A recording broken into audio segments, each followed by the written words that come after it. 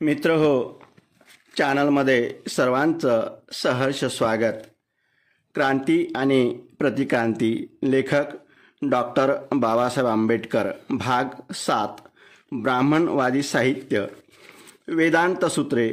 यापूर्वी सांगितल्याप्रमाणे वेद वाङ्मयात वेद, ब्राह्मणे, आरण्यके व उपनिषदे यांचा समावेश होतो।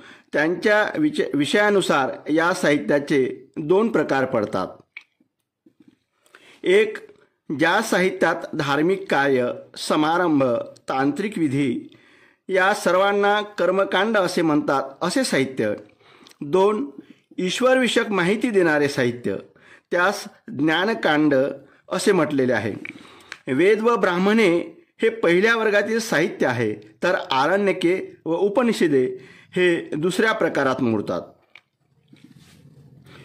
वैदिक साहित्य हे प्रचंड प्रमाणात वाढले आणि ते जंगली गवताप्रमाणे अस्ताव्यस्त स्वरूपात वाढले, हे त्यांचे वैशिष्ट्य आहे। या गोंधळातून काही पद्धती, काही सुसंगती निर्माण करणे आवश्यक होते। वेदांतात सुसंगतता निर्माण करण्याच्या गरजेतून मीमांसेचा जन्म झाला। वैदिक साहित्याच्या पवित्र ग्रंथातील सुसंबंध अर्थ शोधून काढण्याचा प्रयत्न झाला। वेदातील साहित्यात पद्धतशीरपणे आणि सुसूत्रता आणावयाची होती। त्यांनी स्वतःला दोन विचारशाखात विभागले। एका शाखेने कर्मकांडाचे तर दुसरीने ज्ञानकांडाचे सुसूत्रीकरण केले। त्यामुळे वैदिक साहित्याच्या दोन शाखा बनल्या, एक पूर्वमीमांसा व दुसरी उत्तरमीमांसा। पूर्वमीमांसेमध्ये वैदिक साहित्यातील पहिला भाग वेद व ब्राह्मणे यांचा समावेश आहे, त्यामुळेच त्याला पूर्वमीमांसा असे नाव पडले। उत्तरमीमांसेत वैदिक वाङ्मयाचा नंतरचा भाग आरण्यके व उपनिषदे यांचा समावेश आहे आणि म्हणूनच त्याला उत्तरमीमांसा असे म्हणतात। मीमांसा शास्त्राच्या दोन शाखांशी संबंधित साहित्य विपुल आहे। यापैकी दोन सूत्रांचे संग्रह मीमांसा शास्त्रात प्रमुख समजले जातात। यापैकी एका सूत्रसंग्रहाचा लेखक जैमिनी व दुसऱ्याचा बदरायण ज्ञानकांडाबाबत चर्चा करतो। जैमिनी व बदरायणच्या पूर्वीही इतर लेखकांनी या विषयावर लेखन केले होते, यात संशय नाही। परंतु जैमिनी व बदरायण यांची सूत्रे म्हणजे मीमांसा शास्त्राच्या दोन शाखांवरील अधिकृत लेखन समजले जाते। दोघांची सूत्रे मीमांसेसोबत असली तरी जैमिनीच्या सूत्रांना मीमांसा सूत्रे असे म्हणतात, तर बदरायणच्या सूत्रांना वेदांत सूत्र असे म्हणतात। वेदांत या शब्दांचा अर्थ वेदांचा अंत म्हणजे शेवट असा होतो किंवा वेदांच्या शेवटच्या प्रकरणात सांगितलेला सिद्धांत असा होतो। त्यात उपनिषदांचा समावेश होतो। उपनिषदे ही वेदांची अंतिम उद्दिष्टे आहेत। बदरायणची सूत्रे वेदांच्या या भागांचे सुसूत्रीकरण पद्धतशीरपणे करतात, म्हणून त्यांना वेदांत सूत्रे म्हणतात। वेदांच्या अखेरच्या भागात संजयाला वृत्तांत देण्याचा आदेश दिला। वेदांत सूत्रांचा हा उगम आहे। हा बदरायण कोण होता? त्याने ही सूत्रे कशासाठी रचली? त्याने ती कधी रचली? नावाशिवाय बदरायणची कोणतीही माहिती उपलब्ध नाही। ते लेखकाचे नाव खरे आहे की नाही हेही निश्चित नाही। या सूत्राच्या लेखकाबाबत प्रमुख भाष्यकारातही एकमत नाही। काही जण लेखक बदरायण आहे असे मानतात, तर काही जण असे मानतात की व्यास आणि बदरायण ही एकाच व्यक्तीची नावे आहेत। अशा प्रकारे या सूत्रांच्या लेखकाबाबत आश्चर्यकारक परस्पर विरोधी मते आढळून येतात। बदरायणने ही सूत्रे कशासाठी लिहिली? ब्राह्मणांनी वैदिक साहित्यातील कर्मकांडाचे सुसूत्रीकरण करावे यासाठी ती लिहिली असावीत, हे आपण समजू शकतो। ब्राह्मणांना कर्मकांडाचे महत्त्व फार वाटे।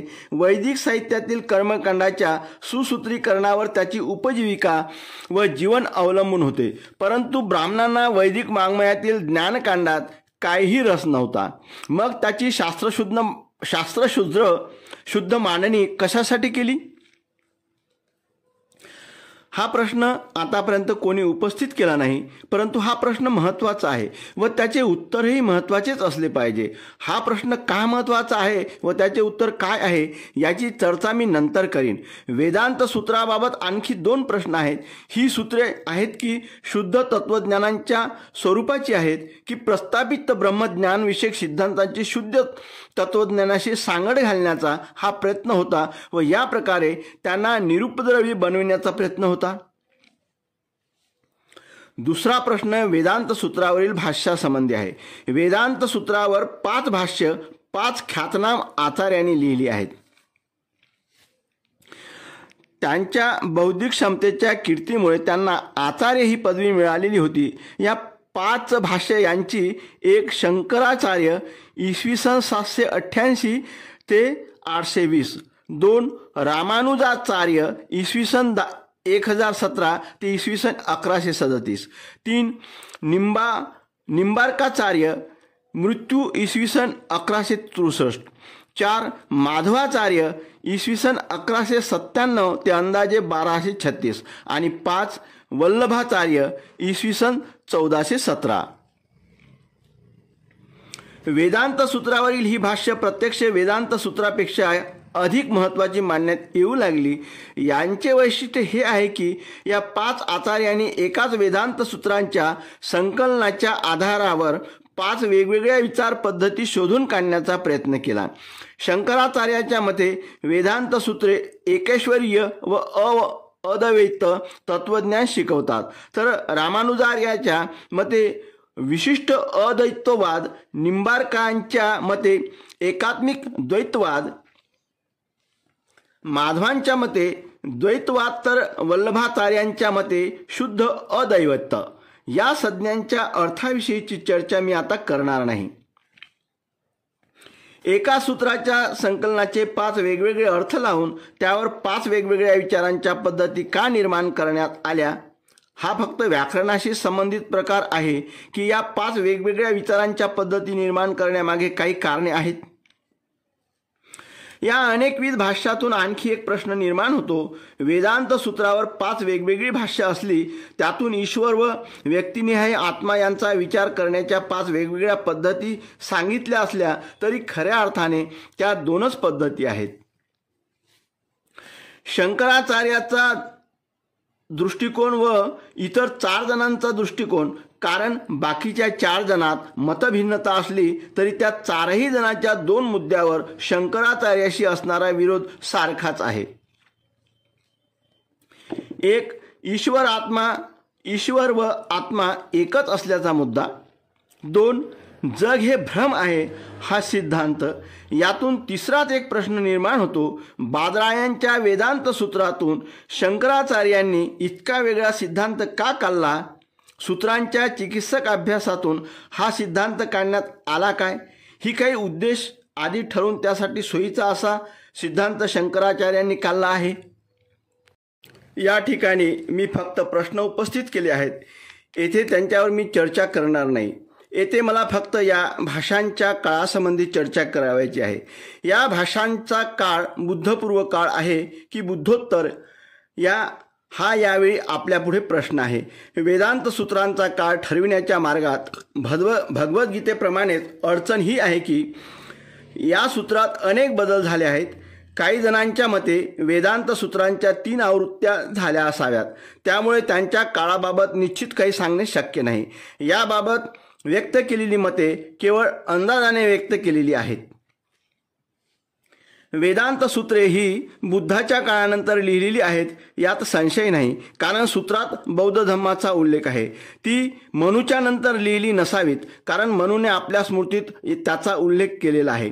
प्राध्यापक कित यांच्या मते वेदांत सूत्रे इसवी सन 200च्या सुमारास लिहिलेली असावीत, तर प्राध्यापक जाकोबी यांच्या नुसार सूत्रांची रचना इसवी सन 200 ते इसवी सन 450च्या दरम्यान केलेली असावी.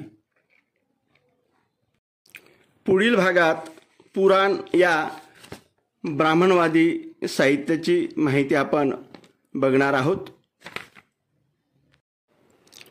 आतापर्यंत माझ्या या चॅनलला सबस्क्राईब केले नसेल तर लाईक, शेअर व सबस्क्राईब करून या सामाजिक चळवळीच्या उपक्रमात सहभागी व्हा. धन्यवाद.